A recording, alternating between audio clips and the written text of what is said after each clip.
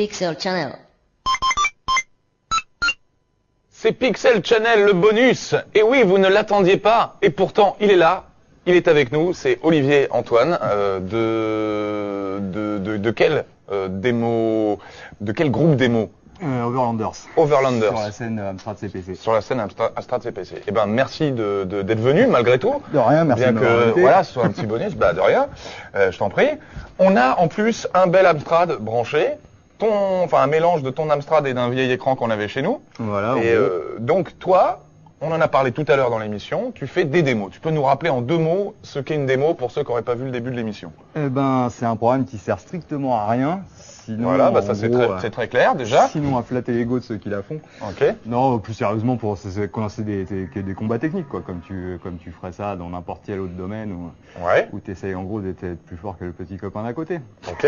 En gros. Et donc vous, Overlanders, c'était spécialement dans la catégorie Amstrad, et c'est toujours. Ah oui, d'ailleurs. c'est toujours, on a toujours été uniquement dans le CPC. Moi, les gens que j'ai rencontrés, que j'ai recrutés entre guillemets, ça a toujours été via le CPC depuis que je suis tout petit. Donc ouais, ça a toujours été, on a toujours été sur CPC. Point barre. Et vous êtes combien? Vous étiez combien au maximum et vous êtes combien Dans le aujourd'hui? groupe, on est à quoi? Il y a, ouais, je te compte même ceux qui sont plus trop actifs, c'est-à-dire quasiment tout le monde. Ça nous ferait, on va dire, 7, 8, 7. 7, 8, d'accord. Ok. 7, ouais, c'est ça que je compte de graphistes, 4 codeurs, 6, 7, Ok. ouais, si c'est ça, 7. Et toi, dans ce groupe-là, tu faisais quoi ou tu fais quoi? Tu fais quelle partie? Programmeur et musicien en fait. Programmeur et musicien. Ok. Ben, on va voir un peu ça. Ok. On peut voir ça. Voilà. Ben, on peut commencer par le côté musical. Donc, pour faire de la musique dans une démo Amstrad, toi, tu faisais comment? On a des sound trackers, hein, maintenant, ça fait quand même un petit bout de temps qu'il y a des logiciels assez sympas qui sont sortis, un peu comme sur ST, parce que sur Atari ST, parce que le chip sonore est le même. Ok.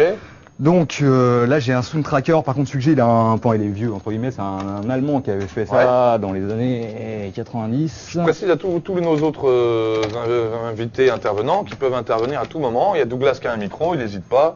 Voilà. Alors ce sound tracker, Voilà, c'est sound tracker en scène, je tiens juste à le dire parce qu'il y a un type sur la scène CPC qu'on a refait un récemment mais que j'ai pas là malheureusement. Donc tu voudrais pas le vexer quoi. Voilà, surtout que le sien est effectivement beaucoup mieux. Voilà. Donc ne serait-ce que par honnêteté intellectuelle, même si c'est mon gros concurrent, c'est Groupe Arcos, c'est les mecs d'en face. Mais je le dis quand même, effectivement, il a fait un très très bon sound tracker qui est utilisé aujourd'hui et qui gère plein de choses. Le groupe Arcos, tu dis? Ouais, Arcos, c'est les méchants. C'est les méchants quoi. En gros, pour nous, c'est les méchants. Ouais. Puis nous, on est les méchants pour eux. Ouais, c'est un peu D'accord, ça. c'est ça. Voilà, en gros, c'est le bien et le mal. Tout quoi. à fait. La scène d'émulation. Voilà, tout à fait. Après, les notions de bien et de mal dépendant de qui. Ouais. Ok, donc voilà à quoi ça ressemble un sound tracker Amstrad. Classique, hein. C'est la première fois que j'en vois, tu vois, un sound tracker Amstrad, et tu vois, je suis hyper content.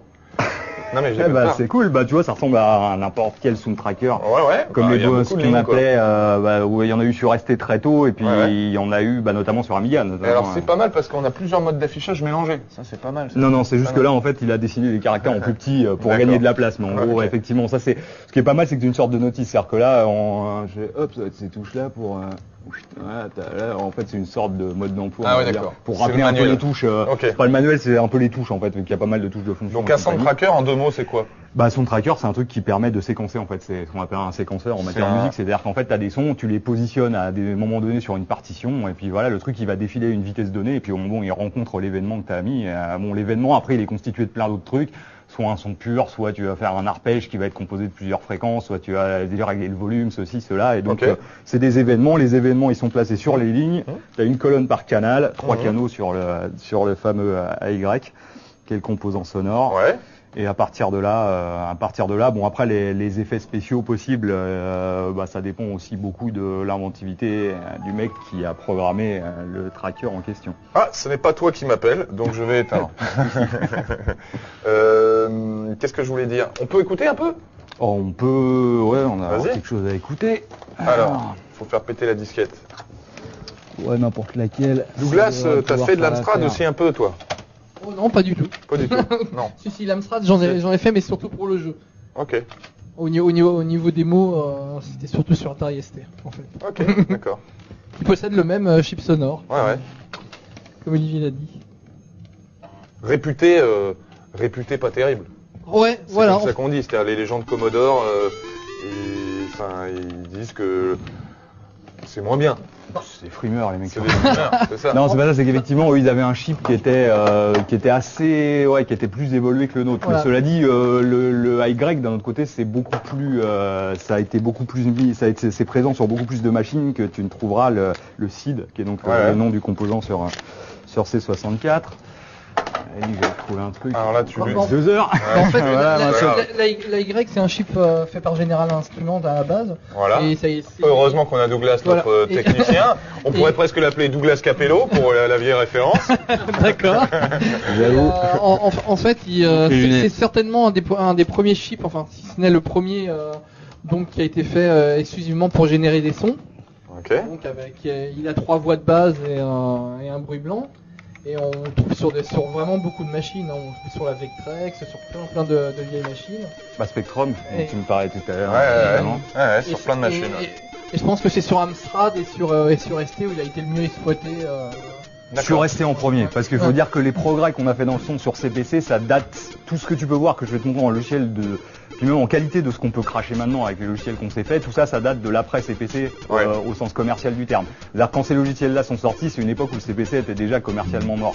À l'époque, le CPC au début avait peu de logiciels sonores et le Donc peu qu'il y avait... les gars, ils programmaient en assembleur leur son. Pas nécessairement, parce que là, c'est quand même un peu... Moi, je connais pas l'assembleur, mais quand je dire. veux dire compliqué, je dis assembleur et je sais que c'est compliqué. Alors c'est que pour ça qu'aller s'amuser en plus à des... Ouais, non, une musique, ça serait quand même très très compliqué à faire. Maintenant, j'ai entendu dire que sur ST, il y a un taré qui faisait ça. Oui. Mais voilà, qui paraît qu'effectivement, il y a un player qui a fait son frangin et qui s'amuse à taper en ligne de...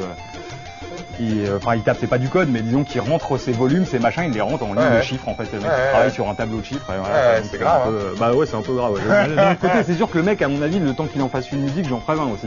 Tu vois, moi je me dis, tu vois, quand j'entends ça, là, on est en train de transcender Pixel Channel, mais je me dis, si Olivier il monte un peu le son, tu vois, par exemple, je sais pas si dans le retour ça va repisser et ça va être relou, on va voir, avec un délai et tout, peut-être relou.